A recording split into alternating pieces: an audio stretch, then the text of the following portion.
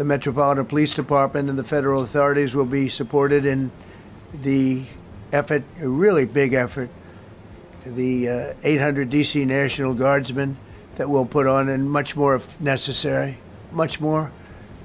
You remember I said, I offered 10,000 once. President Donald Trump has triggered a political firestorm, seizing control of Washington, D.C.'s police force and deploying 800 National Guard troops in what civil rights leaders call a federal coup.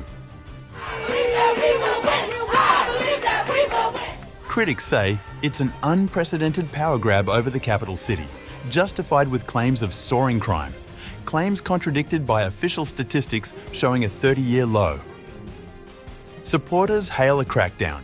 Opponents warn it's a dangerous precedent that could shatter local autonomy.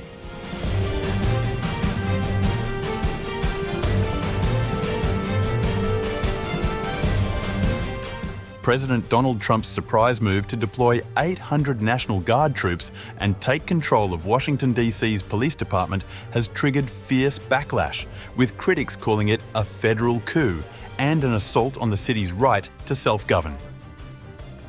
The decision targets the city Trump has long clashed with, reigniting decades-old tensions over race, federal power, and home rule in the nation's capital.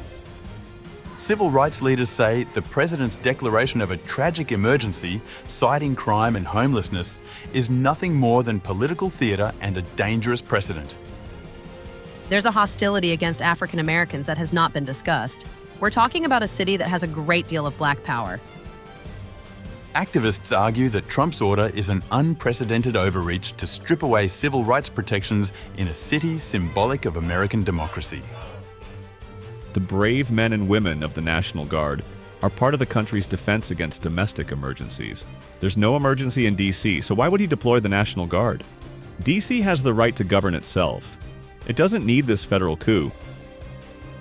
The White House strongly pushed back against accusations that President Trump's deployment of 800 National Guard troops to Washington, D.C. was a federal coup or a politically motivated power grab. White House Assistant Press Secretary Taylor Rogers framed the decision as a necessary law and order measure, accusing Democrats of opposing efforts to make the Capitol safer. Rogers argued that Trump's move was aimed at protecting all Americans by addressing what the administration calls vicious crime in the city, portraying it as a decisive step to restore public safety rather than an attack on local governance. Virginia Governor Glenn Youngkin applauded Trump in a post on X, calling it a bad day for criminals in Washington, D.C., and praising the president's back the blue approach.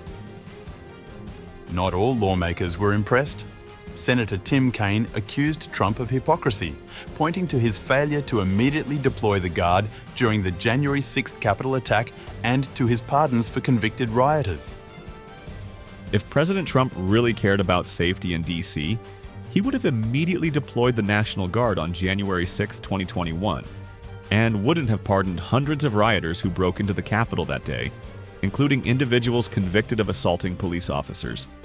Crime is at a 30-year low in D.C., making these steps a waste of taxpayer dollars and an unnecessary escalation clearly designed to distract Americans from issues like rising prices and incompetence from the Trump administration. On social media, former Secretary of State Hillary Clinton joined the criticism, labeling Trump's move unhinged and citing historic crime lows in the city. As you listen to an unhinged Trump try to justify deploying the National Guard in D.C., here's reality. Violent crime in D.C. is at a 30-year low. Her post drew swift pushback from conservatives, including White House Deputy Press Secretary Abigail Jackson, who accused Clinton of lying and pointed to allegations that a D.C. police commander altered crime data. Trump, meanwhile, doubled down in remarks, promising that Attorney General Pam Bondi would take command of the Metropolitan Police Department, with DEA Administrator Terry Cole as interim federal commissioner. The Metropolitan Police Department and the federal authorities will be supported in the effort, a really big effort, the 800 DC National Guardsmen that we'll put on, and much more if necessary, much more. You remember I said, I offered 10,000 once. Remember I said to a certain person, person who I thought always was highly overrated, not very competent. But I said, if you need him, we'll give you 10,000 of the military or the National Guard. They turned me down. But if necessary, we're going to move service members directly to joining the Guardsmen. And that'll take place very rapidly, and that'll be done in conjunction with Pam and with Pete and everybody else.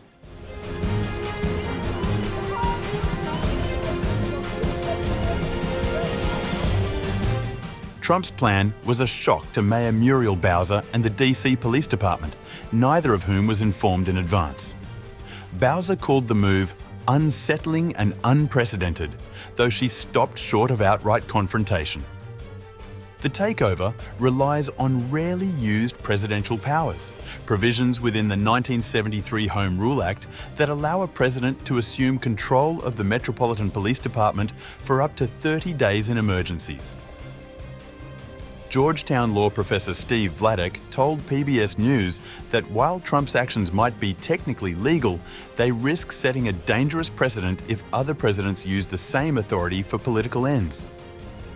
President Trump might try to declare a second emergency at the end of those 30 days to trigger and start a new 30-day clock. I suspect if that's what happens, that is when we will see this be taken into court.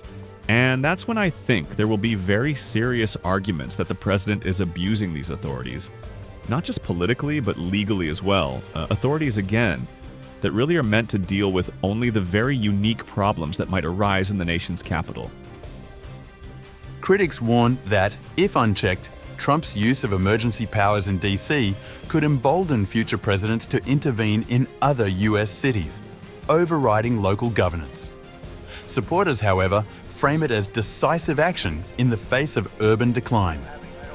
For now, DC finds itself under an unusual, federally controlled policing regime, one that has already drawn national attention, bitter partisan divide, and looming legal battles that could reshape the limits of presidential authority in the capital.